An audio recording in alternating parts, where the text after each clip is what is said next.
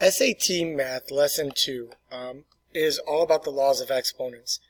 You may see some or a lot of these type of problems on the SAT.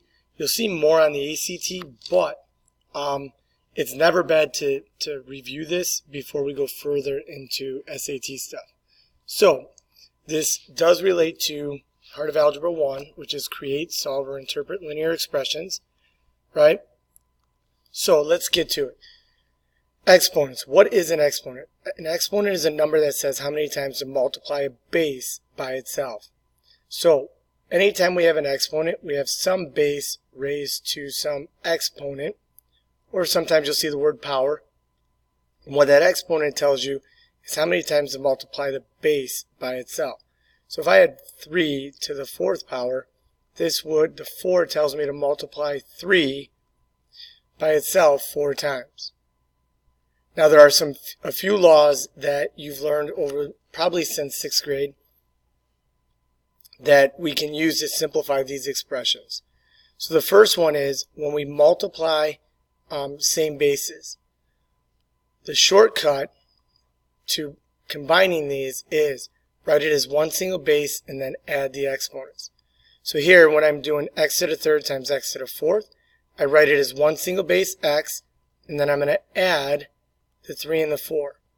And that would give me x to the 7th power. And the reason that happens is this would be x times x times x. This would be x times x times x times x. And if I rewrite this, that would be x to the 7th. The next one is when I raise a power to a power. Okay, anytime I have a base to an exponent and then all of that's raised to a power, the way to simplify it is to multiply the exponents. So this example here, x to the 2nd, all raised to the 6th, would be x to the 2 times 6, which would give you x to the 12th. And the last one, these are the 3 most common I've seen on the assessments. So the last one is when you divide same bases. What you basically do is subtract the exponents. So this here would be x to the 8 minus 3, which would be x to the 5th. Now sometimes I always tell kids to use like a canceling method where you can always cancel out the lowest exponent. So I can take 3 off the bottom, and if I take 3 off the top, how many do I have left? 5. And that's why it's x to the 5th. Here, when I go ahead and do that, right, I can cancel 4 off the top, and if I take 4 off the bottom, I have 3 left.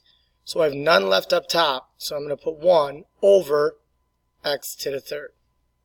Okay, so these are the 3 most common that you will apply to the SAT problems. So let's look at some examples here. They want to know what this expression is equivalent to. Well, all of these are linked by multiplication, so what I'm going to do is I'm going to multiply all these coefficients together. So 2 times 3 is 6, times 5 is 30. And now, when I multiply the x's together,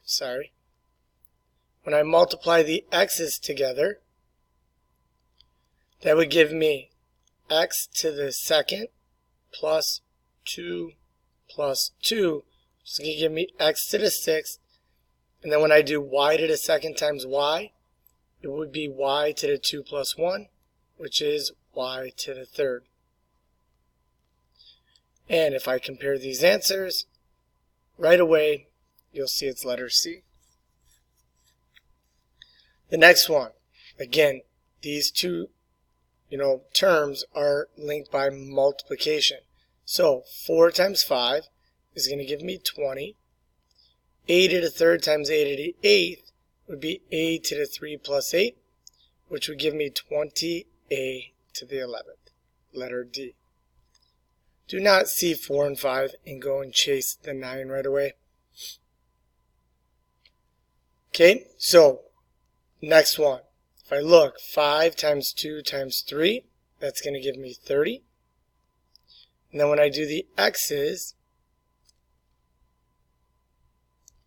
when I go to do the x's, I'm going to add the exponents.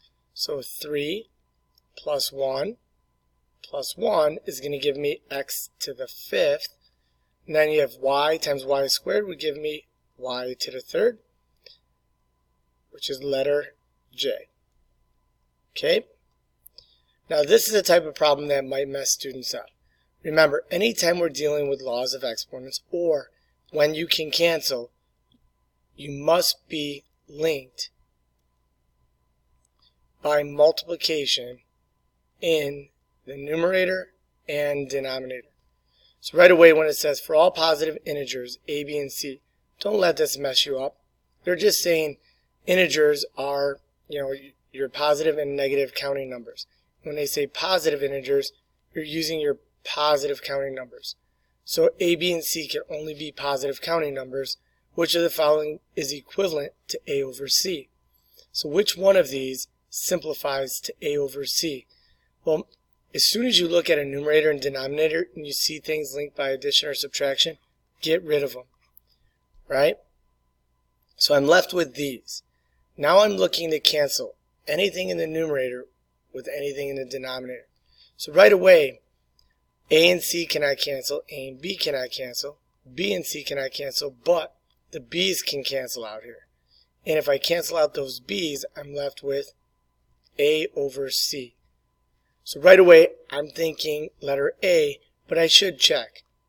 This can't be simplified. The only thing you can get is a squared over c squared. And then here, if you cancel the c's and you cancel the a's, you're left with nothing but 1. So you know it has to be letter A. So in example 5, it says, when written in symbols, the product of r and s raised to the 4th power is represented as. One thing when you read this you have to know, product represents the answer to a multiplication problem. So we know we're linked by multiplication. Just by knowing that, what answers can we get rid of? Well, r and s are linked by addition here, no good. They're linked by division here, no good. Right? So I have like now a 1 in 3 versus a 1 in 5 chance to get this right. Now, they do trick you in this problem. But when we look at it, product of r and s, so we know we're multiplying r and s, and then raised to the 4th power. So you have to get the product or the answer to this multiplication before you raise it to the 4th power. So we put it in parentheses, raised to the 4th power, and now you'll see that that gives you letter H. Now the crazy part is letter F can simplify to that, right? But they don't want you to simplify. It has nothing to do with simplifying. It just wants you to interpret the, what's in quotes there. Okay? So, example 6. Now in example 6, this might be what I would consider maybe a tier 2 problem. Alright? A little more difficult just because of the wording. So if m times n equals k, and k equals x squared times n, and nk cannot equal 0, which of the following is equal to m? Well, the first thing I'm going to do here, right, is write the two expressions I have. So mn equals k, and then k equals x squared times n. Now, right away, what I'm trying to do is trying to find out what m is equal to. So, a lot of times when you get like two equations or two expressions, you're most likely going to substitute something in for it. So right now, they give me the value of k here. So what I'm going to do is take this expression and replace k with that. So mn equals x to the 2nd times n. Now what could I do to get m by itself? I'm just going to divide by n. And now I'll see I get x squared n over n. Can any of this simplify? Well, these n's can cancel out, and what does it leave me with? X squared. Is that an option here? Yes. Letter E. Okay. And then the last one here. Which of the following equations expresses z in terms of x for all real numbers x, y, and z, such that x to the 5th equals y, and y to the 3rd equals z? So again, I'm going to write these expressions down. or equations I should say. Now once I write those down, they want to express z in terms of x. So they want z equals something with x, right? They just want something with x. So what I do is, z is already by itself here. So I notice that I have x to the fifth equals y. Well, I look at this has y in it, so can I substitute, right, this y value into that? Well, what am I going to replace y with? X to the fifth. Anytime I substitute, always use parentheses. So this y got kicked out, replaced with the equivalent value over here. So x to the fifth to the third equals z. So now z would equal, when I simplify this, x to the fifth to the third, I'm going to multiply the exponents to get z equals x to the 15th. Do I have z in terms of x? Yes, that's letter E.